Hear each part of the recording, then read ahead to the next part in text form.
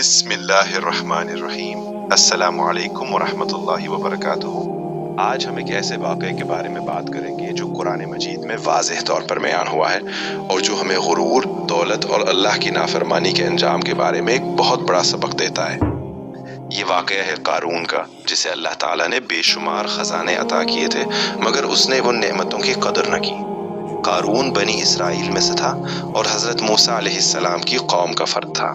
اللہ تعالیٰ نے اسے اس قدر مال و دولت دیا تھا کہ اس کے خزانوں کی چابیاں بھی طاقتور لوگوں کے گروہ سے بمشکل اٹھتی تھی۔ یہ اس بات کی نشانی ہے کہ اس کے پاس کس قدر بے شمار خزانہ تھا۔ لیکن اتنی دولت ملنے کے باوجود وہ شکر گزار بندہ نہ بن سکا، بلکہ غرور اور تکبر میں مبتلا ہو گیا۔ اس کی قوم نے اسے نصیحت کی کہ اتنا نہ اتراؤ، اللہ تعالیٰ تکبر کرنے والوں کو پسند نہیں کرتا۔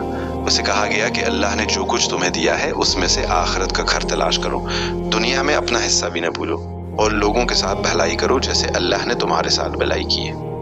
لیکن قارون نے ان سب نصیحتوں کو رد کر دیا اور کہا کہ یہ سب کچھ مجھے میرے اپنے علم کی وجہ سے ملا ہے۔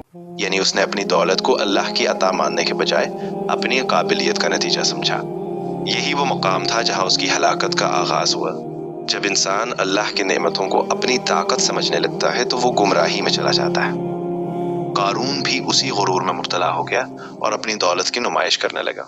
وہ بڑی شان و شوکت کے ساتھ اپنے قوم کے سامنے نکلا، جسے دیکھ کر کچھ لوگ دنیا کی محبت میں آ جاتے اور کہتے کہ کاش ہمیں بھی ایسا نصیب ہوتا جیسا قارون کو ملا ہے۔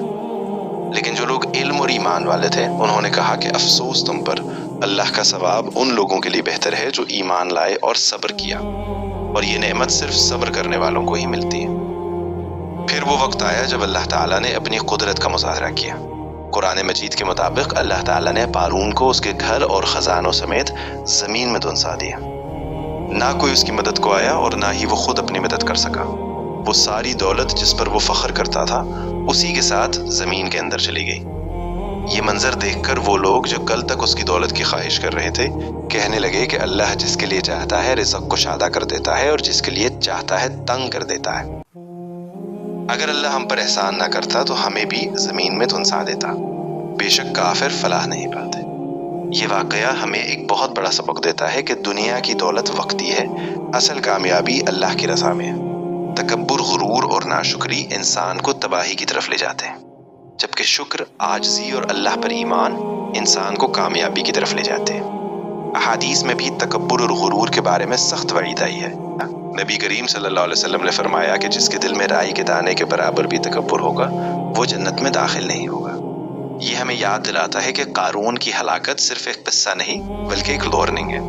ہمیں چاہیے کہ ہم اللہ کی دی ہوئی نعمتوں پر شکر ادا کریں، دوسروں کے ساتھ بھلائی کریں اور کبھی بھی اپنی دولت یا کامیابی پر غرور نہ کریں، کیونکہ جو کچھ ہمارے پاس ہے وہ سب اللہ کی عطا ہے اور وہ جب چاہے اسے واپس لے سکتا ہے۔